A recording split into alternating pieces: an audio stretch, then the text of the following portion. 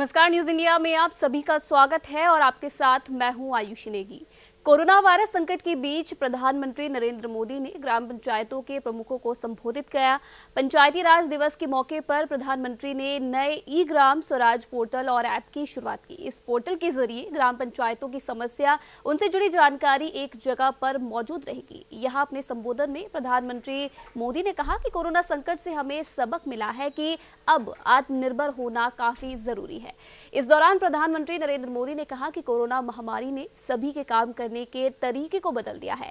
अपने संबोधन में प्रधानमंत्री ने कहा कि कोरोना संकट से कई तरह की मुसीबतें आई, लेकिन इससे हमें संदेश भी मिला है। कोरोना संकट ने हमें सिखाया है कि अब हमें आत्मनिर्भर बनना ही पड़ेगा। बिना आत्मनिर्भर बने ऐसे संकटों को झेल पाना मुश्किल है। आज बदली हुई परिस्थितियों ने हमें आत्मनिर्भर बनाना याद दिलाया है। इनमें ग्राम पंचायतों का मजबूत रोल है, इससे लोकतंत्र भी मजबूत होगा। पीएम मोदी बोले कि 5 से 6 साल पहले देश की सिर्फ 100 पंचायत ब्रॉडबैंड से जुड़ी थी, लेकिन आज 1.25 लाख पंचायतों तक ये सुविधा पहुंच गई है।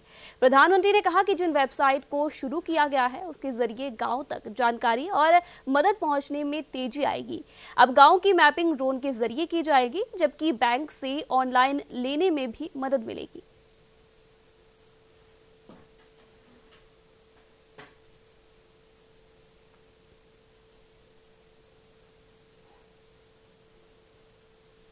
उसी प्रकार से इनाम भी टेक्नोलॉजी के माध्यम से देश के हर कोने में हमारे किसान को अच्छा मार्केट मिल सकता है और किसान को अब भरोसा होने लगा है। और आप जैसे पढ़े लिखे प्रधान है तो मैं पक्का मानता हूं कि इस आधुनिक व्यवस्थाओं को आप अपने गांव में ला सकते हैं। उसी प्रकार से गवर्नमेंट। तो इसी विषय पर ज्यादा बातचीत के लिए doctor Chandrasen Verma, state head UP, हमारे साथ फोन लाइन पे जुड़े हैं। चंद्रसेन जी, जिस तरीके से हमने देखा है कि कोरोना का संकट एक तरफ तो देश में है, लेकिन दूसरी तरफ बारी बारी से प्रधानमंत्री नरेंद्र मोदी बार बार यहाँ पर लोगों से बातचीत कर रहे हैं और आज बारी थी ग्रामीण जनप्रतिनिधियों से बातचीत करने की। जिस तरीके से संदेश यहाँ पर दिया है कि आत्मनिर्भर बनने का सबसे अच्छा मौका यहाँ पर कोरोना के बीच हमें मिला है और कहीं ना कहीं ग्रामीण क्षेत्रों ने उस चीज में एक अहम रोल निभाया है, क्या कहेंगे? बिल्कुल ऐसी आज का जो प्रधानमंत्री का भाषण था वो ग्राम पंचायत से जुड़े लोगों से था, क्योंकि जीवन की शुरुआत उन्हीं जगह से होती है। और प्रधानमंत्री ने स्पष्ट शब्दों में ये कहा कि हमें आत्मनिर्भर बनना पड़ेगा।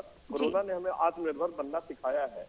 जहां देश ने बड़े बड़े शब्दों को झेला है, क्वारंटाइन, सोशल डिस्टेंसिंग और तमाम तरह की चीजें, वहीं पर हमारे गांव से एक नारा निकलता है कि 2 गज दूरी, उसको फॉलो करना। तो पूरी दुनिया को एक संकेत दिया है कि आसान से शब्दों में और अनुशासित जीवन से किस तरीके से भारत ने कोरोना पे कंट्रोल किया है। और पूरी दुनिया इस बात से भारत से की प्रशंसा की निगाहों से देख रही है और एक नजीर बन गया है भारत कि अपने अनुशासन के जरिए किस तरीके से कोरोना पे कंट्रोल पाया जा सकता है। जी, जिस तरीके से यहाँ पर एक ऐप भी आज उसका उद्घाटन किया है प्रधानमंत्री ने, जहाँ पर सब तरीके से जो भी जानकारी यहाँ पर चाहिए होगी ग्रामीण से जुड़ी, उसके बारे में जानना चाहेंगे आपसे। आज प्रधानमंत्री ने सरपंचों के साथ वीडियो कॉन्फ्रेंसिंग में स्वराज पोर्टल और ई ग्राम स्वराज ऐप को लॉन्च किया है। तो सीधा साधा असर हमारे गांव पे जो हमारी प्रॉपर्टी होती थी उसके स्वामित्व में पड़ेगा। हमेशा झगड़ा गांव में आयुषी इसी बात पे शुरू होता था कि प्रॉपर्टी के विवादों को लेके। वो इस पोर्टल के आने से, इस ऐप के आने से सबसे बड़ा फायदा ये होगा कि स्वामित्व क्लियर होगा। और दूसरा सबसे बड़ा फायदा होगा कि जब हम बैंक में लोन लेने के जाएंगे, ऑनलाइन अप्लाई करेंगे, तो सबसे बड़ा फायदा इसमें उन लोगों को मिलेगा लोन लेने में, क्योंकि सारी प्रॉपर्टियों के टाइटल बिल्कुल क्लियर होंगे। जी, जिस तरीके से एक अहम रोल यहाँ पर प्रधानमंत्री की तमाम बातचीत रहती है और आज जब सरपंचों के साथ यहाँ पर अभी भी वार्ता उनकी जारी है, क्या कुछ लगता है? क्योंकि एक तरफ तो कोरोना का संकट पूरा देश झेल रहा है और लगातार संख्या भी बढ़ती जा रही है, और इस बीच प्रधानमंत्री का आज जो ग्रामीण क्षेत्र है उनके सरपंचों से बातचीत करना कितना अहम मानते हैं आप ये?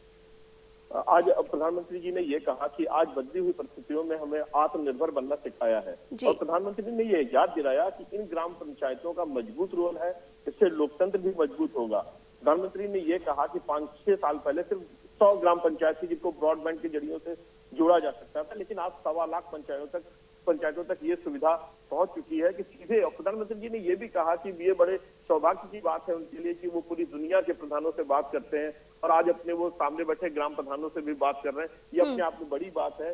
जगह जगह पर जिस तरीके से आज वो फोन पहुंच चुके हैं, लोगों के हाथों में मोबाइल है, स्मार्टफोन लोगों के हाथों में, उसका सीधा साधा असर देखने को मिला कि टेक्नोलॉजी की वजह से किस तरीके से दूरियां कम हुई हैं और प्रधानमंत्री सीधे ग्राम पंचायत से सीधे बात कर रहे हैं। एक हौसला अफजाई यहाँ पर ग्रामीण क्षेत्रों की प्रधानमंत्री ने की है। जिस तरीके से हम लगातार ये बात कर रहे थे, क्योंकि हमारे देश की आधी आबादी गांव में बसती है और कहीं ना कहीं सबसे पहला डर सबके दिलों में यही था, सबके दिमाग में यही था, क्योंकि कोरोना जिस तरीके से लगातार तेजी से फैल रहा था, तो एक बात जरूर सबके दिमाग में ये थी कि अगर ये महामारी अगर ग्रामीण क्षेत्रों तक पहुंच जाती है तो आज जो संख्या जिस तरीके से कोरोना की बढ़ रही है वो डबल देखने को मिलती। तो एक बड़ा सरकार का भी यहाँ पर रोल रहा है जिस तरीके से रोक लगाने में, ग्रामीण क्षेत्रों में इस महामारी को पहुंचने में रोक लगा पाई है।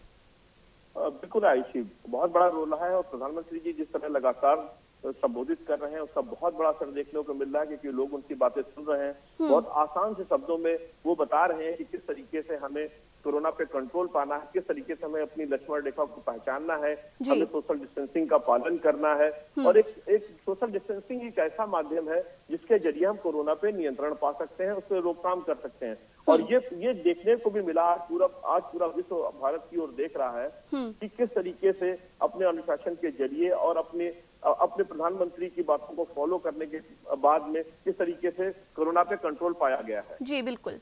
और एक तस्वीर यहाँ पर हम देख सकते हैं कि जिस तरीके से शहर की कहीं ना कहीं तस्वीरें हम देख रहे हैं, लोग लॉकडाउन का पालन नहीं कर रहे हैं और तमाम चीजों का उल्लंघन कर रहे हैं, लेकिन दूसरी तस्वीर अगर ग्रामीण क्षेत्रों से देखी जाए तो लोग एक सिंपल तरीके से वहां पर इन चीजों को मान रहे हैं। अगर प्रधानमंत्री ने कहा है कि सोशल डिस्टेंसिंग का रूल अपनाना है तो वो उस चीज को भी फॉलो कर रहे हैं। सबसे पहले तस्वीरें हमने तमाम गाँव से देखी थी जहां पर लोग मास्क लगा रहे हैं, और अगर उनके पास मास्क बनाने की वो चीजें उपलब्ध नहीं है तो किस तरीके से पत्ते के सहारे वो मास्क बना रहे हैं। तो तमाम तस्वीरें यहाँ पर कहीं ना कहीं एक सीख पूरे देश को यहाँ पर ग्रामीण क्षेत्रों से भी मिली है कोरोना के बीच। बिल्कुल, देखिए बहुत अंतर है शहरी जीवन में और गांव के जीवन में। गांव का जीवन आज भी अनुशासन से शुरू होता है। लोग सुबह उठते हैं, देर तक काम करते हैं और रात को जल्दी सोते हैं। इसके अलावा वहां पर जो परिवार है वो एकल परिवार नहीं, वहाँ ज्वाइंट फैमिलीज रहती हैं, जहाँ पर बहुत बड़ा असर होता है कि वो अपने से घर में जो बड़े बुजुर्ग हैं उनकी बातों को फॉलो करें और सख्ती से वो फॉलो भी कराते हैं। तो सबसे बड़ा यही कारण है कि आज शहरों में वो चीजें देखने को मिल रही हैं जिनकी हम उम्मीद नहीं कर सकते थे कि कोरोना से बचने के लिए जिन जिन चीजों की अपील करी गई, लोग सड़कों पर निकल रहे हैं, लोग माहौल देखने के लिए बाहर निकल रहे हैं, लोग जो कोरोना फाइटर्स, कोरोना कमांडोज जो हैं हमारे, उनसे हम आपस में भिड़ने की बात करते हैं, उन पर पत्थर चलाए जाते हैं, लेकिन अपने पूरे देश में कहीं से भी ग्रामीण क्षेत्र इस तरह की खबरें नहीं आ रही, क्योंकि उनको इस बात की अहमियत पता है कि किस तरीके से कोरोना पे कंट्रोल पाया जा सकता है। उनको पता है कि अनुशासन एक ऐसा माध्यम है। आज प्रधानमंत्री ने खुद अपने संबोधन में ये बात कही कि जहां पर बड़े बड़े शब्दों की बात हो रही, बड़ी टेक्नोलॉजी की बात हो रही, वहीं गाँव से एक नारा निकलता है कि 2 गज दूरी बनाए रखिए। और लगातार कहीं ना कहीं प्रधानमंत्री मोदी का भी यहाँ पर सहयोग है और लगातार वो भी तमाम कोशिश यहाँ पर कर रहे हैं कि डिजिटल चीजें जो गांव में हैं उनको भी उपलब्ध करवाई जाए। यहाँ पर रमेश पुरोहित जी हमारे साथ जुड़ चुके हैं जयपुर से। रमेश जी, आज पंचायती राज दिवस है और प्रधानमंत्री नरेंद्र मोदी ग्रामीणों के तमाम जनप्रतिनिधियों के साथ संवाद कर रहे हैं। कोरोना के संकट के बीच कितना अहम मानते हैं आप जनप्रतिनिधियों के साथ ये बातचीत? बात ऐसी है कि जब ग्राम स्वराज की बात करते हैं तो पंचायती राज व्यवस्था के आधार से ही ग्राम स्वराज की कल्पना तक को पहुंचा जा सकता है, पहली बात। और राजस्थान का नागौर एक ऐसा क्षेत्र रहा है जहां से कि पूरी जो हिंदुस्तान को जो पंचायती राज व्यवस्था का जो मॉडल आज जो उभर करके सामने आया है वो यहीं से शुरुआत जवाहरलाल नेहरू ने इसकी शुरुआत की। तो आजादी के बाद से लगा करके आज तक का जो ऐतिहासिक संदर्भ में हम बात करते हैं तो पंचायती राज ग्राम व्यवस्था की और लोकतंत्रात्मक शासन व्यवस्था की सबसे जो नीचे की जो कड़ी है, धरातल से जुड़ी हुई कड़ी है, वहां से लगा करके आप दिल्ली तक का जो रास्ता है इतना आसान भी नहीं होता, लेकिन हाँ ऊबड़ खाबड़ रास्तों के माध्यम से विकास की जो नई अवधारणा आज हमको दिखाई दे रही है उसके आधार पर हम ये कह सकते हैं कि प्राइम मिनिस्टर नरेंद्र मोदी ने आज जो जनप्रतिनिधियों से जो बात की है, जो गांव की जो सरकार चलाने का मुद्दा रखते हैं, उन लोगों के लिए एक सबसे बड़ी जो बात उनकी जो उभर करके आई वह आई है पूरे इस संवाद के दौरान कि आत्मनिर्भरता की ओर बढ़ना है। तो कोरोना वायरस से उपजे हालात में जहां देश और दुनिया जो त्रस्त है और ग्रस्त भी है और कई समस्याओं का निवारण जो उभर करके सामने आई है, नई नई चुनौतियां उभर करके सामने आई है, उन्हीं चुनौतियों में से एक जो रास्ता निकल के जा रहा है वह है आत्मनिर्भरता की ओर बढ़ने का। यही बात और इसी जो है अवधारणा को फोकस करते हुए नरेंद्र मोदी ने उन लोगों से ये कहा है कि वो जमीनी स्तर पर जो दिक्कतें हैं उनको वहां पे अब आई है कोरोना वायरस के दौरान की, तो सोशल डिस्टेंसिंग की बात करो या जो गवर्नमेंट एडवाइजरी जो जारी की गई सबसे ज्यादा अगर फॉलो हो रहा है तो ग्रामीण क्षेत्रों में ही दिखाई दे रहा है। शहरी क्षेत्रों में तो उसके दुष्प्रभावों के कारण से जो पुलिस को जो है अपने जो एक्शन पावर के साथ में है जो उनको मनवाने के तौर तरीके अपनाने पड़ रहे हैं, लेकिन ऐसा कहीं नहीं दिखाई दिया कि ग्रामीण व्यवस्था के दौरान पुलिस की या और जो है सरकारी जो मशीनरी को अति में आकर के काम करना पड़ा। तो ग्राम विकास की अवधारणा और आत्मनिर्भरता खास करके आज का जो सिंबॉलिक जो मंतव्य था यही था कि आत्मनिर्भरता की ओर किस तरह से बढ़ा जाए। कोरोना वायरस से उपजी जो समस्याएं हैं, जो दिक्कतें हैं और ये जो अवसर मिला है उसमें से भी अगर पॉजिटिव डायरेक्शन में अगर जाना है तो आत्मनिर्भर बनना पड़ेगा। और आत्मनिर्भर बनने के लिए क्या तौर तरीके अपनाए जाते हैं, तो सबसे पहली जो प्राथमिकता है कि इस वायरस को फैलने से रोका जाए और खुद को बचते हुए दूसरों को भी बचाने का प्रयास किया जाए। तो ये सोशल जो कम्युनिटी सिस्टम को जो मजबूत करने की जो बात है वही उभर करके जो है नरेंद्र मोदी के संवाद के दौरान जो है सामने आई है। बिल्कुल, इससे पहले हम यही बात कर रहे थे, जिस तरीके से तस्वीरें हम लगातार शहर से देख रहे हैं, कहीं पथराव हो रहा है, कहीं लॉकडाउन का उल्लंघन किया जा रहा है, लेकिन ग्रामीणों ने एक अलग ही यहाँ पर अपनी पहचान बनाई है। जिस तरीके से एक सहज तरीके से जो पूरे कोरोना के बीच यहाँ पर ग्रामीण एक अलग लड़ाई लड़ रहे हैं, लेकिन जिस तरीके से आत्मनिर्भर बनने की यहाँ पर बातचीत लगातार प्रधानमंत्री कर रहे हैं कि तमाम कोरोना ने यहाँ पे अपना स्तर बढ़ाया है, लेकिन कहीं ना कहीं जिस तरीके से हम आत्मनिर्भर बन रहे हैं इस महामारी के बीच में, वो भी एक बड़ी बात है और सबसे अच्छा उदाहरण यहाँ पर ग्रामीण क्षेत्रों ने पेश किया है। आत्मनिर्भरता की जब हम बात करते हैं तो आत्मनिर्भर में खुद के मजबूत होने की बात नहीं है, वह उस इलाके के उस क्षेत्र विशेष की मजबूती का आधार बनता है जहाँ की लोग रहते हैं। तो हर व्यक्ति अपने जो है जीवन दायित्व और कर्तव्यों का उसी जगह पर अगर निर्वाह करने, अब कोरोना वायरस से उपजे हालातों की एक त्रासदी यह रही कि लोगों ने पलायन करके अपने घरों की ओर चले गए, वो अपने घरों की ओर आ गए। तो बहुत बड़ा जो मैन पावर अपने घर में आ गया, उस इलाके में आ गया जहाँ के वो बासिंदे जहाँ रह रहे हैं।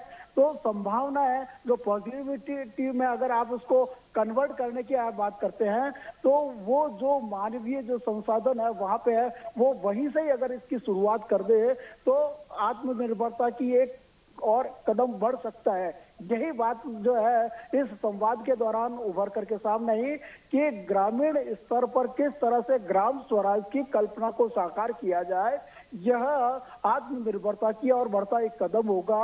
ये कोरोना वायरस ने सिखा दिया, इसीलिए उन्होंने अपने जो शुरुआती संवाद के दौरान ही यही बात बताई थी कि कोरोना वायरस से जो है देश और दुनिया ग्रस्त है, त्रस्त है, लेकिन इसमें भी एक जो हल्की सी जो संभावनाएं उभर करके सामने आ रही है वह यह है कि सकारात्मक और रचनात्मक सोच विचार के साथ में अगर काम किया जाए, स्थानीय इकाइयां वहां के लोग, यही उन्होंने कहा है कि जो सरपंच है, जो जनप्रतिनिधि है, लोकल स्तर पर जो काम करने वाले हैं, वह खुद इतने मजबूत हो जाए आर्थिक रूप से, वैचारिक रूप से और कार्यक्रमों के माध्यम से, ताकि वह जो इकाई है, जो इंडिविजुअल जो इकाई उभर करके सामने आती है, वो खुद ही इस तरह से मजबूत हो जाए कि दूसरों को भी कुछ देने के लिए वो तैयार हो, सक्षम हो। यही बात उन्होंने कही है कि हर ग्राम पंचायत अपने आप में इतनी सक्षम बन जाए कि वह अपने आस पड़ोस की ग्राम पंचायत के लोगों को भी जो है सरवाइव करने की जो है सहायता उपलब्ध करवा दे। कोरोना वायरस ये जो सारी जो दिक्कतें आई उसमें एक प्लस पॉइंट ये भी है कि आपको स्थानीय स्तर पर सोचने, विचारने और काम करने का एक अवसर दिया है। उसी अवसर को पॉजिटिविटी में किस तरह से डालना है, इस कदम के साथ में अगर काम किया जाए तो निश्चित रूप से ग्राम स्वराज की जो कल्पना महात्मा गांधी ने भी जो स्वीकार की, और यही देश के विकास का सबसे जो बड़ा आधार है, बेस जो बनता है, उसी बेस को मजबूत करने के लिए आज नरेंद्र मोदी ने इस त्रासदी के बीच में भी एक जो सकारात्मक जो संदेश दिया है वह उन लोगों के लिए मॉरल बूस्ट का काम करेगा। जी रमेश जी, आपको बीच में माफी चाहूंगी, रोक रही हूँ। यहाँ पर हमारे साथ डॉक्टर राजेंद्र राठौड़, पूर्व पंचायती राज मंत्री रह चुके हैं बीजेपी सरकार में। सर बहुत बहुत स्वागत है आपका न्यूज इंडिया में। जी जी जी सर, लगातार जिस तरीके से हम देख रहे हैं कोरोना का संकट एक तरफ देश में है, तो वहीं दूसरी तरफ प्रधानमंत्री यहाँ पर लगातार अपने संबोधन से जिस तरीके से बार बार आकर बातचीत यहाँ पर लोगों से कर रहे हैं, हौसला अफजाई कर रहे हैं, और आज बारी थी ग्रामीण क्षेत्रों के जनप्रतिनिधियों से बातचीत करने की। क्या कुछ लगता है आपको, कितना अहम रोल निभाएगा आज की बातचीत? निश्चित तौर पर जब हिंदुस्तान की बात होती है तो लोगों के जहन में आता है कि गांव में बसने वाला एक देश जी, और इस देश के अंदर जब ग्राम स्वराज्य की बात होती है तो राजस्थान अपने आप को गौरवान्वित इसलिए भी महसूस करता है कि 1957 में पहली बार राजस्थान के नागौर जिले से बाड़सरी गांव से ग्राम पंचायत का उदय हुआ था, और उन ग्राम पंचायत और ग्राम सरकार की बात 73वें और 74वें संशोधन में संविधान के संशोधन के माध्यम से ये तय हुआ था कि ग्राम पंचायत अपने आप में एक स्वायत्तशासी इकाई होगी। गांव की सरकार ग्राम पंचायत के रूप में ग्राम सचिवालय में ग्राम पंचायत की तर्ज पर ग्राम सचिवालय होगा। इस प्रकार की संस्थाओं से देश के प्रधानमंत्री जी का सीधी बातचीत जी, मैं समझता हूं कि भूतो न भविष्य। मैंने आज तक मेरे संसदीय जीवन में कोई ऐसा देश का प्रधानमंत्री नहीं देखा, प्रधानमंत्री की बात छोड़ू, मैंने मुख्यमंत्री भी नहीं सुना जिसने कभी ग्राम पंचायत के सरपंचों को, प्रधानों से और जिला प्रमुखों से सीधी बात की होगी।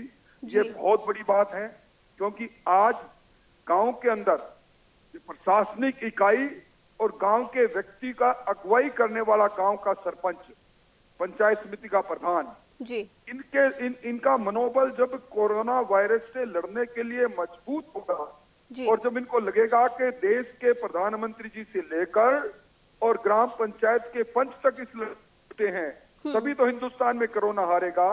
मैं वो मोदी जी को बहुत बहुत साधुवाद देना चाहूंगा उनकी इस शानदार और जानदार पहल के लिए। जी बिल्कुल सर, और एक बहुत अच्छी बात यहाँ पर सरकार की ये भी रही है, क्योंकि कोरोना जब शुरू हुआ था, जब इसका ये महामारी बढ़नी शुरू हुई थी, तो तब सबसे ज्यादा सब लोगों के दिमाग में यही था कि अगर ये चीज गांव तक पहुंच जाएगी तो ये जो अभी संख्या 20,000 के पार हमारे देश में संख्या चली गई है कोरोना संक्रमितों की, तो ये अभी डबल देखने को मिलती। तो सरकार की तारीफ भी यहाँ पर करनी पड़ेगी, जिस तरीके से एक रोक लगाने में, ग्रामीण क्षेत्रों तक पहुंचने में इस चीज को रोका गया है।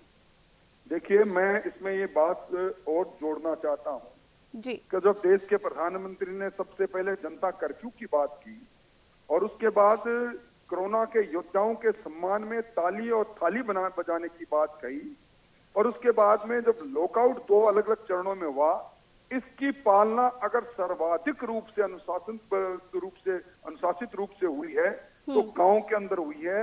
गांव के गांव उस मार्च के उस प्रथम सप्ताह के अंदर 9 मार्च को दीपावली के स्वरूप में दीप जला रहे थे, अपने घर के सारी लाइटें बंद करके थाली बजा रहे थे।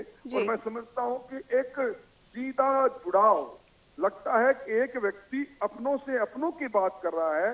प्रधानमंत्री जी के उद्बोधन में कहीं नहीं लग रहा था कि प्रधानमंत्री जी जिनसे बात कर रहे हैं उनसे देश का सबसे बड़ा प्रधान सेवक अलग है और गांव का सेवक अलग है। दोनों के बीच में जो जुड़ाव देखने को मिला, ये अधिक से मिला, और इसीलिए तो देश एक लाइन में खड़ा है कोरोना को हराने में। जी, जिस तरीके से डिजिटलाइजेशन की यहाँ पर बात करते हैं प्रधानमंत्री नरेंद्र मोदी, और आज जिस तरीके से अपने संबोधन में यहाँ पर बातचीत की थी गांव-गांव तक स्मार्टफोन पहुंचाने की, और गांव की मैपिंग भी अब ड्रोन के जरिए की जाएगी, तमाम जो ट्रांजेक्शन है वो ऑनलाइन किए जाएंगे, तो पूरे गाँव को, पूरे जो देश का, क्योंकि भारत की आत्मा गाँव में बसती है, और तो कहीं ना कहीं डिजिटलाइजेशन का यहाँ पर दौर प्रधानमंत्री ने शुरू किया, तो कैसे देखते हैं आप आगे जाके हमारे गाँव का भविष्य, हमारे देश के गाँव का भविष्य? देखिए, जब देश के प्रधानमंत्री जी ने विलेज मैपिंग की बात कर दी, अब गांव का योजनागत विकास हो, चाहे गांव में किसी बीमारी के विरुद्ध लड़ने की बात हो, ये भावना गांव के अंदर जागृत होगी। आत्मा, जब गांव की आत्मा जागेगी तो प्रदेश और देश की आत्मा जगेगी। मैं तो समझता हूं कि एक बहुत बड़ी पहल होगी। राजस्थान ने हिंदुस्तान का गांव करवट लेगा और इस अपने संवैधानिक दायित्व के साथ, संवैधानिक कर्तव्य के साथ गांव का व्यक्ति एक कर्तव्यनिष्ठ नागरिक के रूप में जब जुटेगा तो उसके बड़े सुखद परिणाम आएंगे। जी जी, राजेंद्र जी, जिस तरीके से यहाँ पर तमाम प्रधानमंत्री मोदी खड़े हैं लोगों के साथ में इस महामारी के बीच में, और लगातार बार बार संबोधित करके लोगों को, देश के लोगों को संबोधित कर रहे हैं, हौसला अफजाई कर रहे हैं, तो किस तरीके से देखते हैं आप इस चीज को?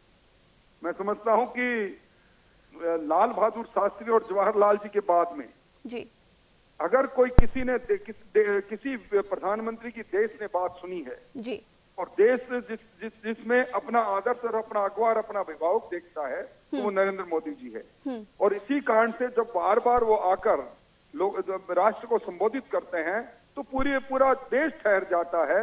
लोग टेलीविजन पर निगाह गड़ाए बैठे रहते हैं, उनके एक एक वाक्य को आदेश मानते हैं। यही तो जुड़ाव है, और यही कह रहे हैं कि इसीलिए अब भारत नहीं, विश्व के मंच पर WHO जैसी संस्थाएं, अब संयुक्त राष्ट्र संघ जैसी संस्थाएं, अंतर्राष्ट्रीय मुद्रा कोष जैसी संस्थाएं कह रही है कि हिंदुस्तान ने किस कोरोना वायरस को हराने के लिए जो रणनीति और जो एकजुटता दिखाई, वो विश्व के दूसरे देशों ने नहीं दिखाई। एक सवाल जी रमेश जी, राजेंद्र राठौड़ जी से एक सवाल है मेरा कि वो यहाँ पे जो है मंत्री भी रह चुके हैं और बहुत इनका जो है विधायी की जो अनुभव है उनका एक लंबा, लेकिन ये क्या कारण है कि राज्य सरकारें जब इस तरह की जो व्यवस्थाएं हैं उसमें जब संशोधन करती है और दूसरी जब सरकार आती है तब उन्हीं में संशोधन करके वापस करती है, तो एक ऐसा कोई नियम या ऐसा कोई कानून या फॉर्मेलिटीज क्यों नहीं होती जिसमें कि बगैर किसी संशोधन के जनप्रतिनिधि जो स्थानीय स्तर पर है वो अपना काम जो स्व तरीके से करे? बार बार जो बदलाव होते हैं इस तरह के तो कई तरह की दिक्कतें पैदा होती है। देखिए रमेश जी, आपको मालूम होगा कि जब राजीव गांधी जी ने स्थानीय निकायों को मजबूत करने के लिए 73वां और 74वां संशोधन किया था, उस समय चाहे नगर पालिका हो चाहे ग्राम पंचायतों को, इनको सारा पैसा पहले सरकार के बजट से मिलता था, सरकार की निर्भरता होती थी। इन संशोधनों के माध्यम से, संविधान संशोधन के माध्यम से राज्य वित्त आयोग और केंद्रीय वित्त आयोग बना। अब राज्य और केंद्रीय वित्त आयोग का पैसा सीधा ग्राम पंचायत के खाते में जाना जब प्रारंभ हो गया, हाँ ये बात आपने सही है, मुझे अफसोस भी है, मैंने इस बात को उठाया भी है कि मौजूदा राजस्थान की सरकार ने केंद्रीय वित्त आयोग का पैसा, जिसमें मैंडेटरी है संवैधानिक रूप से 15 दिन में पहुंच जाना चाहिए ग्राम पंचायत, पंचायत समिति, जिला परिषद के अलग अलग खातों में, उसे अभी रोक रखा है। फाइनेंशियल क्लेचेज में है, राज्य वित्त आयोग का पैसा भी रोक रखा है।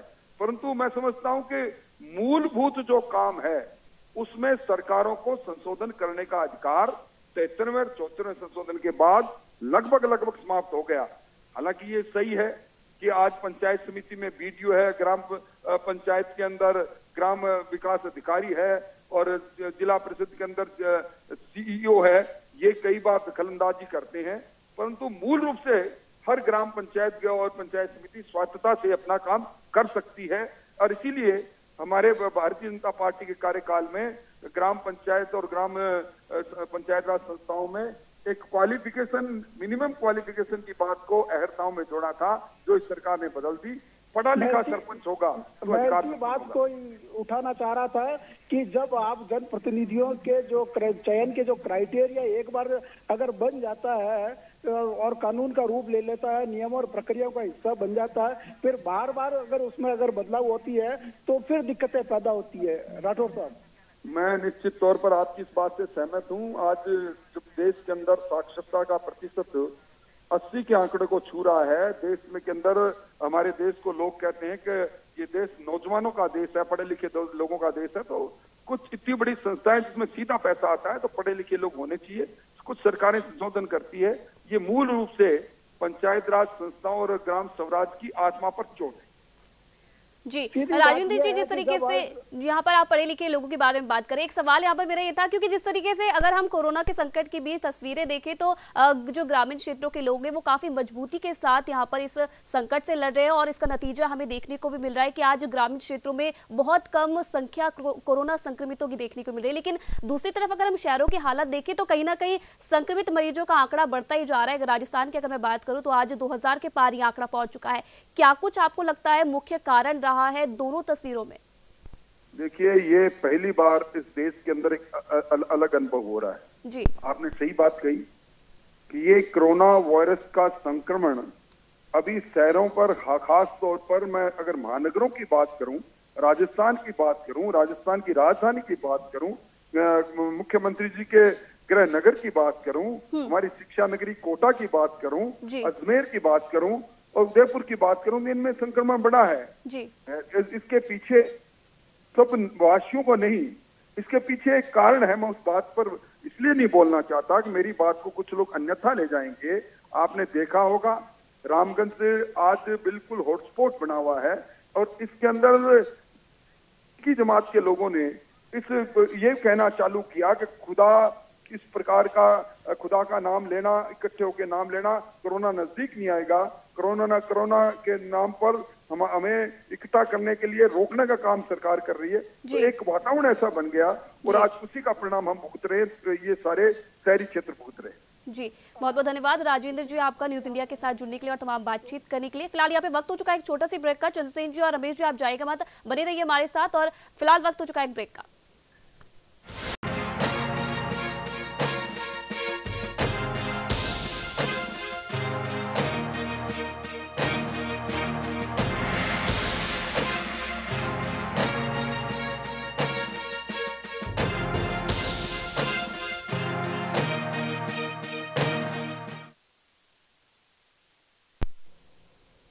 तो ब्रेक के बाद एक बार फिर से स्वागत है आप सभी का। ब्रेक पे जाने से पहले हम यहाँ पर बातचीत कर रहे थे जिस तरीके से प्रधानमंत्री नरेंद्र मोदी आज पंचायती राज दिवस के मौके पर ग्राम प्रतिनिधियों के साथ बातचीत कर रहे हैं, और कोरोना संकट के बीच कहीं ना कहीं एक बातचीत यहाँ पर हौसला अफजाई ग्रामीण क्षेत्रों के लोगों की करी। तो लगातार हमारे साथ यहाँ पर रमेश पुरोहित जी जयपुर से जुड़े हुए हैं और चंद्रसेन जी लखनऊ से जुड़े हैं। चंद्रसेन जी आपके पास आना चाहूंगी, जिस तरीके से तमाम यहाँ पर राजेंद्र जी ने भी कहीं ना कहीं उस बारे में जिक्र किया था कि ग्रामीण जो क्षेत्र है वो कहीं ना कहीं कोरोना से लड़ने में काफी मजबूती उन्होंने दिखाई है, बजाय अगर मैं शहरों की बात करूं, लखनऊ की अगर मैं बात करूं, उत्तर प्रदेश की बात करूं, तो कहीं ना कहीं सबसे ज्यादा जो चीजें हैं कहीं ना कहीं नियमों का उल्लंघन करना या फिर पथराव करना, तो कहीं ना कहीं ऐसी तस्वीरें सबसे ज्यादा उत्तर प्रदेश से ही देखने को मिली है। तो क्या कुछ लगता है आपको, क्या कुछ इसकी मुख्य वजह रही है कि सरकार यहाँ पर, या फिर सरकार की मैं अगर बात करूं या फिर लोगों की बात करूं, कि ऐसी तस्वीरें शहरों से ज्यादा देखने को मिली है?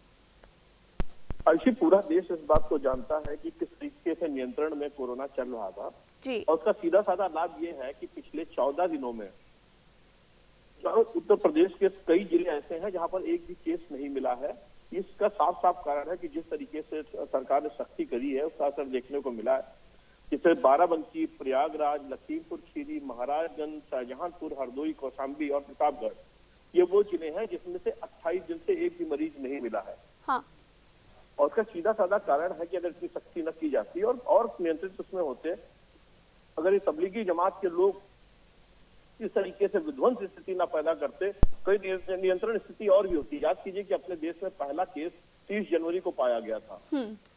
आज इतने दिनों के बाद में हम 20,000 की संख्या पे हैं, और ये नियंत्रित है। इसलिए अगर दूसरे देशों को देखें, जैसे अमेरिका, स्पेन या फ्रांस को देखिए, तो ये संख्या कितनी बड़ी मात्रा में है जी।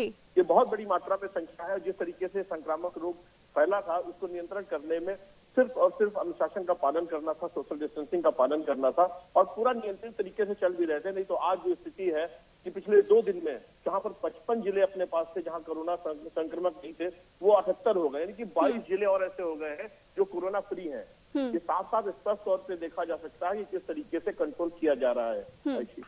जी, और कहीं ना कहीं आत्मनिर्भर बनने का यहाँ पर मंत्र आज प्रधानमंत्री मोदी ने तमाम लोगों को दिया है, और जिस तरीके से उनका कहना है कि उनकी सरकार इसी सोच से आगे चल रही है। तो डिजिटलाइजेशन की यहाँ पर बातचीत की जा रही है, गांव की मैपिंग अब ड्रोन के जरिए होगी, जो भी ट्रांजेक्शन्स होंगे या फिर पैसे भिजवाने होंगे किसी किसानों के खाते में तो वो भी कहीं ना कहीं ऑनलाइन ही होगा। तो जिस तरीके से डिजिटलाइजेशन का दौर यहाँ पर प्रधानमंत्री ने शुरू किया है, क्या कुछ लगता है किस तरीके से अब आगे की तस्वीर जो भारत के गाँव है, ग्रामीण क्षेत्र है, उनकी देखने को मिल सकती है?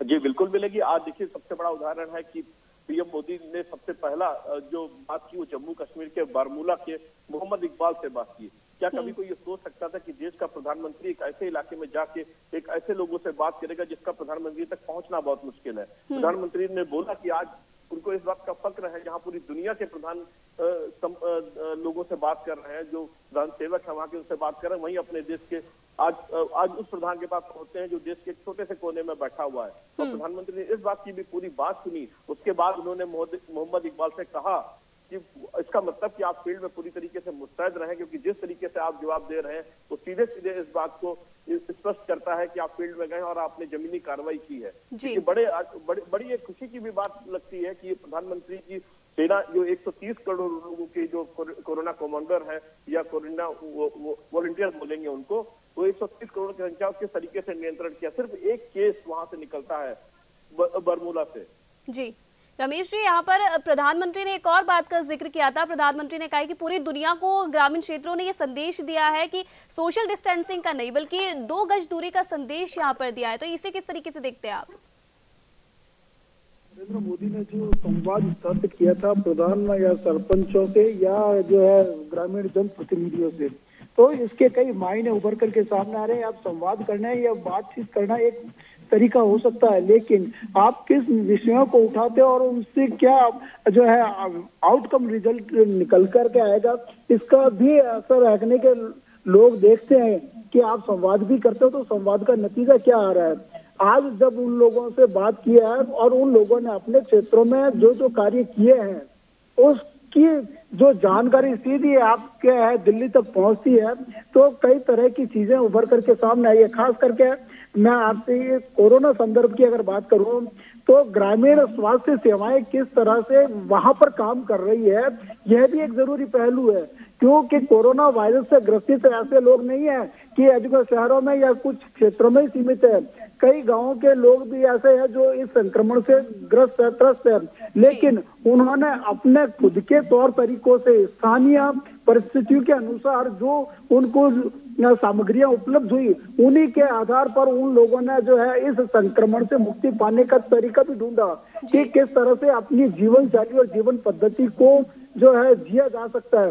खास करके ग्रामीण जो क्षेत्रों की जो जिंदगी है वो एक अलग तरह की है और शहरों में जो लोग रहते हैं कंक्रीट के जो बंगलों में उस तरह की अलग होती है और यहाँ के और उसमें रात दिन का फर्क है। यही वजह है कि आप जब बात करते हो कि इस संवाद से उभर करके क्या सामने आया, तो पूरी दुनिया को ये पता चलना चाहिए कि ग्रामीण पृष्ठभूमि में अगर जीवन शैली जिस तरह की है हर देश की अलग अलग है और वहां पे भी इसी तरह के सवाल उभर करके सामने आते होंगे, लेकिन भारतीय पृष्ठभूमि में जब हम बात करते हैं तो हम ये कहते हैं कि हमारा जो जीवन है वो ग्रामीण पद्धति आधारित है, ग्रामीण शैली पे ही जीवन जीते हैं, प्रकृति से जुड़ करके जीते हैं। तो जो यह एक तौर तरीका है जीने का वह पूरी दुनिया के लिए एक अजूबा भले ही लग सकता हो, लेकिन हमारे लिए तो ये रोजाना की बात है और दैनिक जीवनचर्या की बात है। ये तो ही एक बात। दूसरा कि जब प्राइम मिनिस्टर नरेंद्र मोदी ने स्वच्छता अभियान की जब शुरुआत की थी तब लोगों ने हंसा था और विरोधियों ने उसके ऊपर आक्षेप भी लगाए थे और एक अलग तरह से उनको देखा, लेकिन आज के संवाद के में जो मुख्य बात है वो यही है कि अपने आसपास के पर्यावरण को शुद्ध रखो। शुद्धता में ही बैक्टीरिया और वायरस जो है वो पैदा नहीं होते। तो ये छोटी छोटी बातें हैं जिससे कि ग्रामीण स्तर की जो सरकारें हैं, ये ग्राम पंचायतें हैं और जो नगर पालिका है वो अपने क्षेत्र को ही अगर थोड़ा सा स्वच्छ रख लेते हैं, आसपास के जो आपके पर्यावरण को शुद्ध रख देते हैं, तो कई दिक्कतों का सामना जो है नहीं करना पड़ता। यही बात है। और तीसरी बात उन्होंने कही कि आर्थिक रूप से मजबूती की, तब जब गांव मजबूत होगा, पंचायत समिति मजबूत होगी, वो इलाका आर्थिक रूप से संपन्न होगा, तो वो दूसरों को कुछ दे भी सकता है, किसी भी रूप में आर्थिक सहयोग भी हो सकता है और सेवाओं के रूप में भी कर सकता है। तो स्थानीय परिवेश पर एक दूसरे से जुड़ी हुई जो चीजें हैं वह मजबूती का आधार बनती है। और लास्ट में अगर बात करें तो आज का युग आईटी का, डिजिटलाइजेशन का है, तो नरेंद्र मोदी ने इसके ऊपर भी फोकस करते हुए यह कहा कि उन लोगों से कि आप आईटी फ्रेंडली बनो, जितना आईटी फ्रेंडली बनोगे आप अपना काम और ज्यादा अच्छी तरीके से और ट्रांसपेरेंसी के साथ, और ट्रांसपेरेंसी सबसे बड़ी समस्या है। आज तक क्या हो रहा है, क्या नहीं हो रहा है, सरकारें क्या कर रही है, आम आदमी और गांव तक जो लोग बैठा है उसको ये पता नहीं होगा। लेकिन आप आईटी फ्रेंडली होकर के ट्रांसपेरेंसी के साथ में काम करते हो तो वहां के लोग भी ये जानते हैं कि हमारी नगर पालिका क्या कर रही है, हमारे जनप्रतिनिधि क्या कर रही है, और जो रिसोर्सेज उनको उपलब्ध है उन रिसोर्सेज का भी उपयोग किस तरह से हो रहा है। तो कुल मिलाकर अगर संपूर्ण परिप्रेक्ष्य में अगर देखा जाए तो आज का जो संवाद है वह न केवल भारत के लिए वरन दुनिया भर के जो है देशों की ग्रामीण पृष्ठभूमि में रहने वाले और लोगों के लिए भी एक संदेश यही है कि आप अपने स्तर पर अगर लोकलाइज में अगर मजबूत बनते हो तो समाज मजबूत होता है, देश मजबूत होता है और सब तरफ से आत्मनिर्भरता की ओर एक बढ़ता हुआ कदम दिखाई देता है। जी बिल्कुल, जिस तरीके से आज कोरोना के कारण परिस्थितियां बदली हुई है उसने कहीं ना कहीं पूरे देश के जो लोग हैं उनको आत्मनिर्भर बनाना सिखाया, और ये खुद ही प्रधानमंत्री मोदी का भी मानना है कि पंचायतों का काफी अहम रोल इसमें रहा है, और उनका ये भी कहना है कि आगे जाके लोकतंत्र भी इससे मजबूत होगा। इसे लेकर क्या कहेंगे? सबसे छोटी इकाई अगर कहो, सबसे छोटी इकाई नहीं कहते उसको, सबसे मजबूत अगर आधार है तो वही है ग्राम पंचायत है, जनप्रतिनिधि, वहाँ के जो लोकलाइज है वह सबसे बड़ी और एक महत्वपूर्ण भूमिका निभाते हैं। आप विकास की अवधारणा के कितने भी अगर नए आयाम को ढूंढते फिरो, लेकिन स्थानीय स्तर पर जो जनप्रतिनिधि उस इलाके की जो भौगोलिक पृष्ठभूमि को, उसके आर्थिक पृष्ठभूमि को ज्यादा और सामाजिक पृष्ठभूमि को, सांस्कृतिक पृष्ठभूमि को जितना ज्यादा मजबूती से वो जानता है उतना है जो आप एसी के कमरों में बैठ करके जो नियम और कानून कायदे बनाने वाले वो नहीं जानते हैं। यही बात है और बार बार कहते हैं, इसीलिए यह महात्मा गांधी ने भी उसी परिकल्पना को आधार बनाते हुए ग्राम स्वराज्य की बात की, और ग्राम स्वराज्य से राम राज्य तक का जो सफर है उसकी जो कल्पना दिल और दिमाग में रहती है। तो यहाँ पर हमारे साथ विशेष संवाददाता शेखर आनंद त्रिवेदी भी जुड़ चुके हैं। शेखर, आज पंचायती राज दिवस है और प्रधानमंत्री नरेंद्र मोदी का संबोधन काफी अहम यहाँ पर रहा। ग्रामीण क्षेत्रों के जनप्रतिनिधियों के साथ बातचीत उन्होंने की है। एक काफी अहम शब्द यहाँ पर उन्होंने बार बार अपने संबोधन में उसका जिक्र किया है, आत्मनिर्भर बनना, और कहीं ना कहीं उनका मानना है कि ग्रामीण क्षेत्रों ने कोरोना महामारी के दौरान हमें आत्मनिर्भर बनाना सिखाया है। क्या कहेंगे? बिल्कुल, इसमें कोई दो राय नहीं है कि कोरोना का जो सबसे पहला सबक मिला है लोगों को वो आत्मनिर्भरता ही है। देखिए, लॉकडाउन जब हुआ उस समय प्रधानमंत्री ने इस बात का जिक्र किया कि अगले 21 दिन तक हम लोग अपने घर में रहेंगे जी। अब आत्मनिर्भर होने का मतलब ये नहीं है कि आप अपने कोई आपने बिजनेस फैक्ट्री खड़ी कर ली है या फिर आपके उद्योग चल रहे हैं और आप कारोबार में सेटल हो गए, या आप पढ़ाई लिखाई में बहुत अच्छे हैं तो आप आत्मनिर्भर हो गए, आप ट्यूशन कोचिंग नहीं लेते हैं तो आप आत्मनिर्भर हो गए ना। ये बात उनके कहने की नहीं है। आत्मनिर्भर होने का उन्होंने जो शब्द इस्तेमाल किया है वो उन्होंने देश की आत्मनिर्भरता के लिए कहा है। आयुषी, इस बात को देश को गंभीरता से और गहरे उतर करके समझना होगा। आत्मनिर्भरता का मतलब यह है कि हमारी शिक्षा व्यवस्था ऐसी हो कि हम कैम्ब्रिज, टेक्सास और फोर्ड यूनिवर्सिटी इन सबसे पार पा जाएं, हमारी नालंदा और तक्षशिला जैसी यूनिवर्सिटीज वापस अपने फॉर्म में आए। हमारे देश की जो यूनिवर्सिटीज हैं उनका आयाम ऐसा हो कि हमारी शिक्षा व्यवस्था ऊपर हो। इसी तरीके से जब हमारे डॉक्टर्स या प्रतिभा पलायन जिसको हम कहते हैं कि लोग इंजीनियर बने, डॉक्टर बने, आईएम से उन्होंने एमबीए की डिग्री ली और उसके बाद विदेश में जाकर के नौकरी करने लगे, तो ये आत्मनिर्भरता हमें अपने देश में पैदा करनी होगी। यानी देश के भीतर ही उनकी उपयोगिता, उनके क्षमता प्रतिभा का पूरा परिचय हो सके, उसका उपयोग हो सके। इस तरीके से अपने देश को अपने पैर पर खड़ा करना होगा। तो जितनी भी चीजें हैं, चाहे वो चिकित्सा हो, चाहे शिक्षा हो, चाहे खेती हो, चाहे उद्योग हो, इन सब चीजों को समग्र रूप से देखते हुए आत्मनिर्भरता का मतलब निकालना है। जाहिर सी बात है कि एक परिवार या कोई एक व्यक्ति देश का इस 125 करोड़ की आबादी में एक बहुत पहली और छोटी सी इकाई दिखता है, लेकिन वो भी अपने स्तर पर अगर आत्मनिर्भर होगा तो 100 करोड़ से ऊपर का ये देश जब आगे बढ़ता हुआ दिखाई देगा तो कहीं ना कहीं उसकी आत्मनिर्भरता पूरे विश्व में परिलक्षित होगी। एक छोटा सा उदाहरण आयुषी और देता हूं मैं।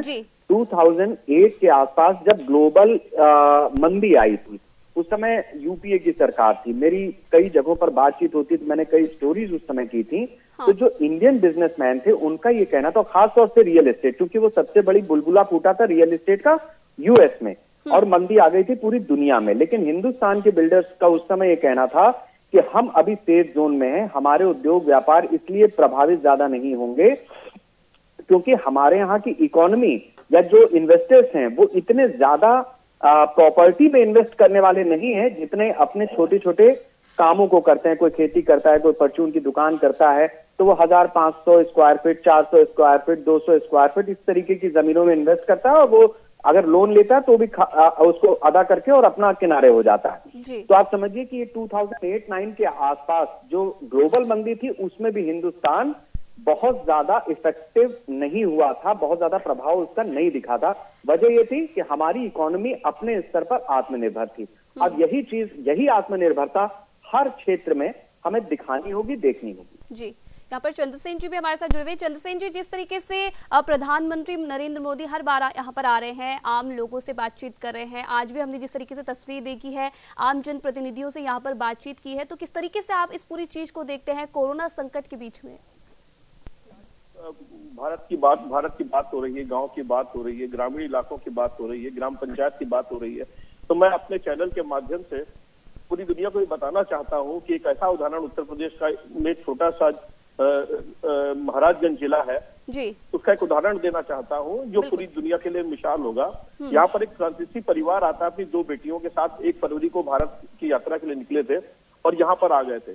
जब लॉकडाउन हुआ तो उनको बाहर जाने के लिए मना कर दिया गया और उनको सरकार ने ये बोला कि उनको एक गेस्ट हाउस दे दिया जाता है या सारी सुविधाएं दी जाती है। उन्होंने साफ मना कर दिया क्योंकि उन्होंने गांव वालों के साथ में मिलकर उनके साथ में रहकर वो इतना कंफर्ट हो गए थे, वो इतना सुरक्षित महसूस कर रहे थे कि उन्होंने उन सारी चीजों को दरकिनार कर दिया कि इनको कोई भी सरकारी सुविधा नहीं चाहिए, अपने देश से कोई सुविधा नहीं चाहिए। और उन्होंने पूरी दुनिया को ये मैसेज भेजा कि वो पूरी तरीके से महाराजगंज, यूपी के एक छोटे से जिले महाराजगंज में सुरक्षित है।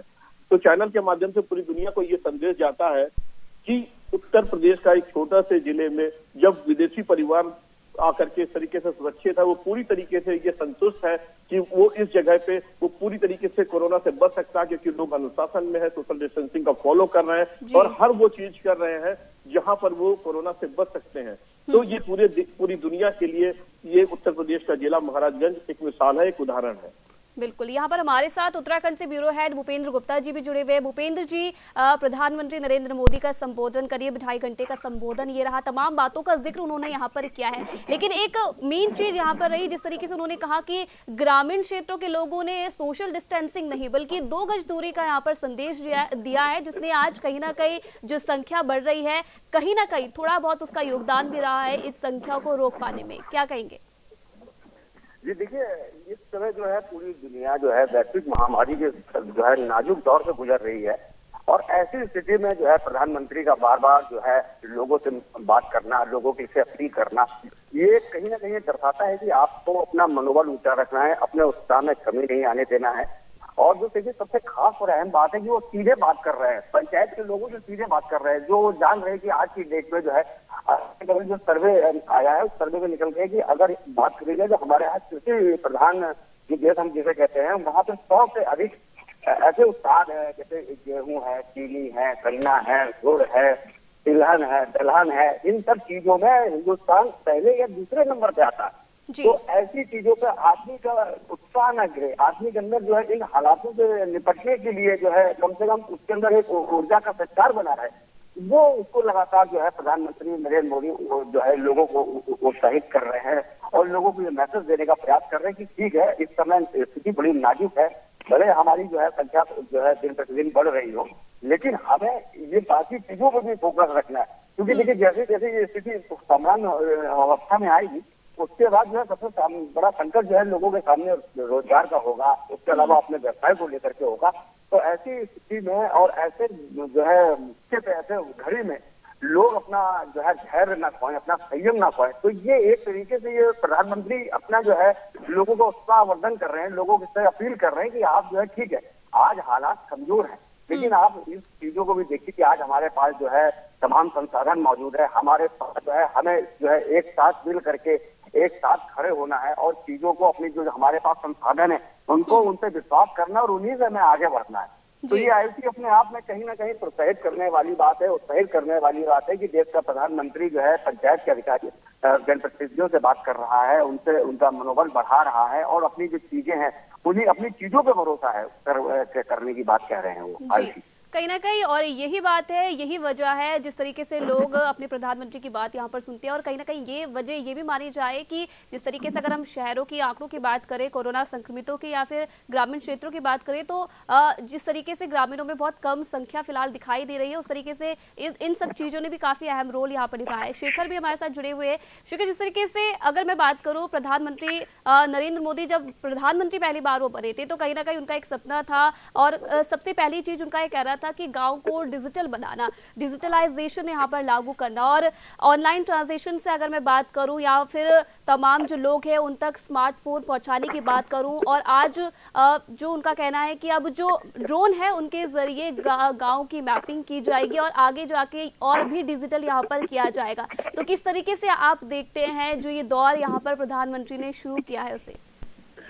देखिए, इसमें कोई दो राय नहीं है कि डिजिटल इंडिया का कॉन्सेप्ट आगे बढ़ाया गया है, उसमें आज उसके परिणाम देखने को मिल रहे हैं। मसलन जब नोटबंदी की गई तो उस समय लोगों का कहना ये था कि हम परेशान हो जाएंगे और ये हो जाएगा वो हो जाएगा, लेकिन उसी समय पेटीएम नाम की कंपनी आप देखिए कि किस तरीके से फ्लरिश कर गई। क्यों? क्योंकि उसने अपने कॉन्सेप्ट को, अपनी चीज को वो उस दौर में भुना लिया। इसके बाद बहुत सारे इसी तरीके के ऐप आ गए, गूगल को उतरना पड़ा क्योंकि ये ई ट्रांजैक्शन बढ़ गया। इसी तरीके से एक समय पर ऐसा नहीं है कि ये इंटरनेट आज आया है।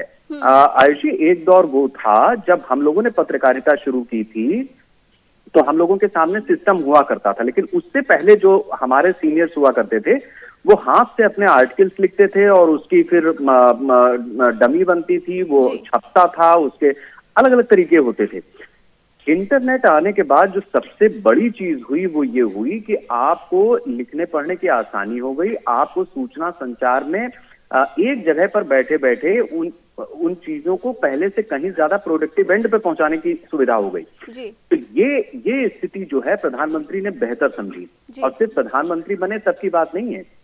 नरेंद्र मोदी जब 2001 में गुजरात के मुख्यमंत्री बनते हैं, उस समय से लेकर के और प्रधानमंत्री बनने तक का जो सफर रहा है उनका 13-14 साल का, गुजरात को उन्होंने डिजिटल इंडिया के मार्फत बहुत तेजी से आगे बढ़ाया। पूरा गुजरात ज्यादातर सुविधाएं वहां पर डिजिटल या ऑनलाइन उन्होंने देने का प्रयास किया और उसमें काफी हद तक कामयाबी भी पाई।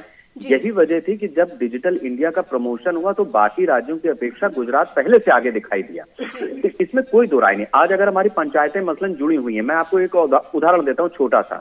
आज प्रधानमंत्री ने हालांकि राजीव गांधी पे चुटकी भी ली है। ये बात सच है कि राजीव गांधी अपने भाषण में कहते थे कि हम 1 रुपया दिल्ली से भेजते हैं और उसको 15 पैसे या 10 पैसे होकर के और गाँव में आखिरी आदमी तक पहुंचता है।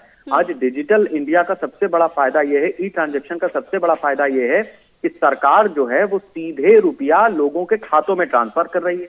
अब प्रधानमंत्री ने जब बैंक के खाते खुलवाए, जिन लोगों ने उस समय पर इसको सीरियसली नहीं लिया, तो ये उनकी गलती है, क्योंकि आप अपनी चुनी हुई सरकार के सबसे बड़े व्यक्ति की बात ही नहीं सुन रहे हैं। वो कोई बात क्यों कह रहा है, उसके क्या इम्पैक्ट होंगे, इसको समझ ही नहीं रहे। अब लॉकडाउन की बात अगर प्रधानमंत्री ने की, अगर लोग अपने घर से निकल जाएं, उनकी आस्था ना हो, उनको भरोसा ना हो अपने प्रधानमंत्री पे, तो क्या होगा? यही कोरोना संक्रमण जो है फैलता चला जाएगा। लेकिन लोगों को भरोसा है उस आदमी के ऊपर जिसको नरेंद्र मोदी कहते हैं। तो इसी तरीके से आज 1.25 लाख हमारी पंचायतें, देखिए पूरे देश में 6 लाख गाँव, 4.5 लाख के आसपास पंचायतें, 1.25 लाख पंचायतें अगर जुड़ी हुई हैं, तो आप ये मान लीजिए कि उसका इम्पैक्ट अगल बगल के 4 गांव पे भी पड़ जाएगा। जो पंचायतें नहीं जुड़ी हैं उन पे भी पड़ जाएगा, क्योंकि गांव में ये होता है, आदमी 4 लोगों से बातें अपने मुंह से कहता है, तो जो जिसको कहते हैं माउथ पब्लिसिटी, वो बहुत कारगर होती। हाँ। और गांव में इसीलिए कोई बात अगर कही जाती है तो वो बिल्कुल पत्थर की लकीर हो जाती। संसद में बैठ करके हमारे चुने हुए सांसद, जिसको हम टेलीविजन पर देखते हैं, उसका एक सबसे मजबूत और पहला स्वरूप अगर हमें दिखाई देता है तो वो किसी गांव की पंचायत है। अगर वो मजबूत हो गई तो हमारा देश ऑटोमेटिक बदल जाएगा। बिल्कुल सही कहा आपने। जिस तरीके से आप बातचीत कर रहे हैं यहाँ पर ग्रामीण क्षेत्रों के बदलाव की, भूपेंद्र जी आपसे पूछना चाहूंगी, क्योंकि कोरोना संकट के बीच एक तस्वीर हमको ये भी देखने को मिली कि जो लोग गांवों से पलायन कर शहरों की ओर आए थे वो अब शहर छोड़कर गांव की तरफ आ रहे हैं। ये सवाल आपसे इसलिए क्योंकि उत्तराखंड में सबसे ज्यादा पलायन की समस्या है, क्या कहेंगे? जी भूपेंद्र जी, लगता है भूपेंद्र जी से संपर्क नहीं हो पा रहा है। शिखर, आपसे भी सेम सवाल रहेगा। तस्वीर मैंने जिस तरीके से जिक्र किया है कि कहीं ना कहीं जो लोग गांव को छोड़कर शहरों की तरफ आए थे वो अब शहर छोड़कर गांव की तरफ आ रहे हैं। आयुषी, उत्तराखंड जो है वो पहले हमारे उत्तर प्रदेश का ही हिस्सा था, ठीक है। और यहाँ जब उत्तर प्रदेश उत्तराखंड एक हुआ करता था, जब ये पूरा राज्य उत्तर प्रदेश के ही नाम से जाना जाता था, उस समय पर मैं आपको यहाँ पर बीच में रोकना चाहूंगी। हमारे साथ भूपेंद्र चौधरी जी जुड़ चुके हैं, पंचायती राज मंत्री है ये उत्तर प्रदेश से। सर बहुत बहुत स्वागत है आपका न्यूज इंडिया में।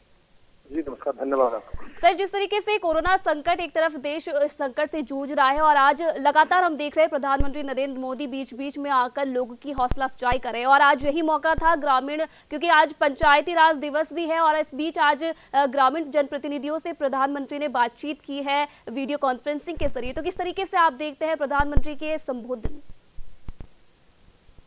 आज पंचायती राज दिवस है। पंचायती राज दिवस पर मैं सभी प्रदेश के पंचायत प्रतिनिधियों को शुभकामनाएं देना चाहता हूं। देश के प्रधानमंत्री जी ने जो आज विषय रखे हैं, और ग्रामीण क्षेत्रों में लगभग 80% आबादी उत्तर प्रदेश की ऐसी है जो ग्रामीण क्षेत्रों में निवास करती है जी। और ग्रामीण क्षेत्र के विकास के लिए उसके आधारभूत ढांचा उपलब्ध कराना, उसकी संरचना उपलब्ध कराना पंचायती राज विभाग का कार्य है जी।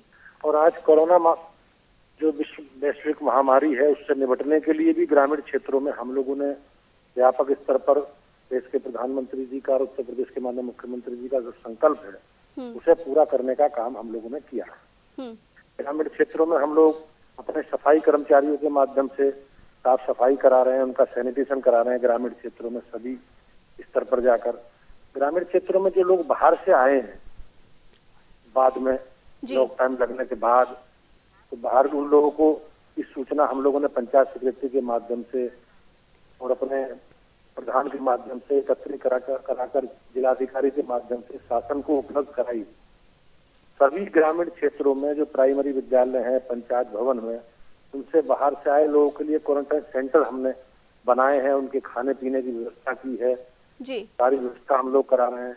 ग्रामीण क्षेत्रों में प्रधानों के माध्यम से हम सब लोग जागरूकता फैलाने के लिए, जनता में फैलाने के लिए हमने होर्डिंग लगवाए हैं, फ्लैक्स बनवाए हैं, पंपलेट बांटे हैं और गाँव में मुनादी कराई है जी। सभी स्वच्छाग्रहियों को, सफाई कर्मचारियों को, प्रधानों के माध्यम से ग्रामीण क्षेत्र में एक सावधानी, कोरोना की महामारी से बचने के लिए जो दिशा निर्देश हैं उनका भी प्रचार प्रसार हम लोगों ने किया है जी। तो देश के प्रधानमंत्री जी का जो संकल्प है, प्रदेश के माननीय मुख्यमंत्री जी का जो नेतृत्व है, उस नेतृत्व में हम सब लोग मिलकर इस कोरोना जैसी वैश्विक महामारी से निपटने के लिए पंचायती राज विभाग अपने पूरी ताकत के साथ सब लोगों के सहयोग से हम सब इस विषय को लेकर आगे बढ़ रहे हैं जी। ग्रामीण क्षेत्रों में माननीय मुख्यमंत्री जी ने कहा है कि जो लोग बाहर से आए हैं तो उनके जॉब कार्ड बनाकर हम लोग मनरेगा के तहत उन्हें रोजगार भी देंगे।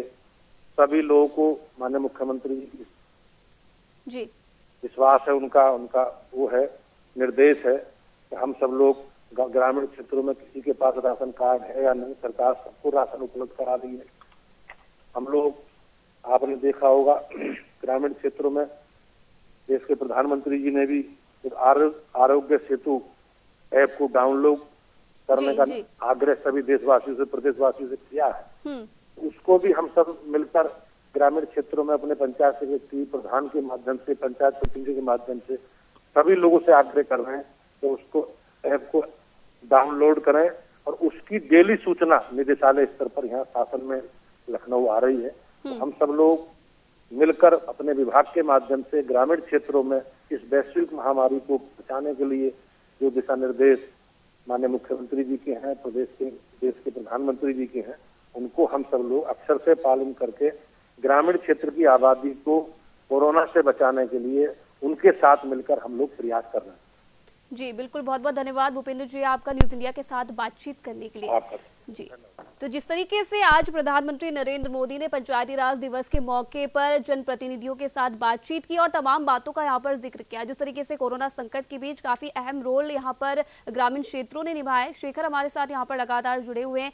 शेखर, जिस तरीके से आप बातचीत कर रहे थे, इससे पहले हम पलायन की यहाँ पर बातचीत कर रहे थे, आपकी बात अधूरी रह गई थी, क्या कह रहे थे? जी, मैं आपसे ये कह रहा था कि पलायन इसीलिए होता है क्योंकि उन जगहों पर लोगों को रोजगार नहीं मिलता है या जो आर्थिक साधन संसाधन होते हैं वो उस तरीके से डेवलप नहीं होते हैं। अलग राज्य बना उत्तराखंड, उससे पहले उत्तर प्रदेश में ज्यादातर जो उत्तराखंड के लोग आते थे उन्हें होटल में कुछ काम मिल जाता था या फिर वो किसी फैक्ट्री वगैरह में मजदूरी का काम करते थे। लेकिन जब उत्तराखंड राज्य अलग हुआ तो वहां पर नए नए उद्योग आए, वहां पर पढ़े लिखों ने अपने ही स्टेट को प्रेफर किया। इसी तरीके से उत्तर प्रदेश में आज अगर पलायन होता है या उत्तराखंड से किसी प्रतिभा का पलायन होता है तो वजह यही है कि वहां की सरकारों ने उस तरीके से काम नहीं किया या वो अवसर पैदा नहीं किए। कुछ अवसर पैदा करने के बाद रुक गए। इसमें उत्तराखंड के लिहाज से अगर आप समझना चाहेंगे तो नारायण दत्त तिवारी ने बहुत अच्छा काम किया था जब वो चीफ मिनिस्टर बने थे उत्तराखंड के। जी शेखर, आपको यहाँ पर बीच में रोकना चाहूंगी। नैनीताल से सांसद अजय भट्ट जी यहाँ पर हमारे साथ जुड़ चुके हैं। सर, बहुत बहुत स्वागत है आपका न्यूज इंडिया पे। जी धन्यवाद। जी सर, आज पंचायती राज दिवस है और इस मौके पर प्रधानमंत्री नरेंद्र मोदी ने देश के जो भी जनप्रतिनिधि थे ग्रामीण क्षेत्रों से उनको संबोधित किया। लेकिन अगर मैं बातचीत करूं, क्योंकि कोरोना का संकट देश में बढ़ता जा रहा है और कहीं ना कहीं दो तस्वीरें यहाँ पर हमें देखने को भी मिली। अगर मैं ग्रामीण क्षेत्रों की बात करूं तो काफी कम संख्या में कोरोना संक्रमित मरीजों की वहां से संख्या देखने को मिली और दूसरी तरफ है शहरों की तस्वीर। काफी सहज तरीके से जो ग्रामीण लोग हैं उन्होंने इस पूरे नियम को अपनाया, जो भी यहाँ पर प्रधानमंत्री जी ने लागू की थी चीजें उनको अपनाया। तो कहीं ना कहीं क्या कुछ लगता है आपको, जो दो तस्वीरें ये देखने को मिली है शहरी क्षेत्रों से ग्रामीण क्षेत्रों से, क्या कुछ इसमें अलग रहा? देखिए, सहकारिता बहुत ही महत्वपूर्ण विषय है। पंचायती राज में आप जानते हैं सब कुछ पंचायतों को एम्पावर किया गया है, सारी चीजें हैं, सब आप देखते हैं। जी, मुख्यमंत्री प्रधानमंत्री जी कितना जोर दे रहे हैं इस समय वो भी आप जानते हैं। कोरोना विश्व की बीमारी है और ये पेंडेमिक है, आप सब जानते हैं, इसमें बहुत बोलने की आवश्यकता नहीं। और आज पूरे ग्लोबल लीडरशिप में भारत आगे आ गया है। मोदी जी से लोग कह रहे हैं हमारी आप लीडरशिप करो, आपने इतना अच्छा किया है। इसलिए जो दिवस आज मनाए जा रहे हैं, जो मैसेज आज दिया है माननीय प्रधानमंत्री जी ने, ये हृदय की गहराइयों से उनकी हर बात निकलती है। आज भी हृदय की गहराइयों से उन्होंने बातें बताई हैं सबको। इसमें मैं अगर संक्षेप में सार रूप में कहूं तो हमको इस समय अपने विश्व प्रसिद्ध नेता, एक किस्म से उनको कहीं ना कहीं आप कोई अवतारी पुरुष मानिए, चाहे लोग इसे मजाक समझें चाहे कुछ कहें, इस समय कोई शक्ति उनके अंदर ऐसी है जो पूरे विश्व में उनके पीछे लोग लग जाते हैं। उनकी हर बात का अक्षरशः हमको पालन करना चाहिए। और आज के अवसर पर इस दिवस पर जो उन्होंने अपनी बातें कही हैं, एक एक बातें नपी तुली हैं और हमको उनको फॉलो करना चाहिए। जी जी, बहुत बहुत धन्यवाद सर आपका न्यूज इंडिया के साथ बातचीत करने के लिए। तो शेखर, आपका भी बहुत बहुत धन्यवाद तमाम बातचीत करने के लिए। तो जिस तरीके से हम बात यहाँ पर कर रहे थे, आज पंचायती राज दिवस है और इस मौके पर आज प्रधानमंत्री नरेंद्र मोदी ने जो भी ग्रामीण क्षेत्रों से जनप्रतिनिधि थे उनसे बातचीत करी, उनका हौसला अफजाई किया। जिस तरीके से एक महत्वपूर्ण योगदान ग्रामीण क्षेत्रों का रहा है कोरोना संकट के बीच इसको दूरी बनाए रखने का और काफी यहाँ पर आत्मनिर्भर बनने का भी यहाँ पर ग्रामीण क्षेत्रों के द्वारा मैसेज दिया गया, तो काफी सराहा प्रधानमंत्री ने उसे। और लगातार जिस तरीके से न्यूज इंडिया भी आपसे लगातार अपील कर रहा है कि कोरोना का संकट लगातार जारी है देश में, तो कहीं ना कहीं इसमें आपको भी अपने परिवार के साथ रहना है, घरों पर रहना है, सुरक्षित रहना है। तो फिलहाल इस खास पेशकश में इतना ही। आप देखते रहिए न्यूज इंडिया।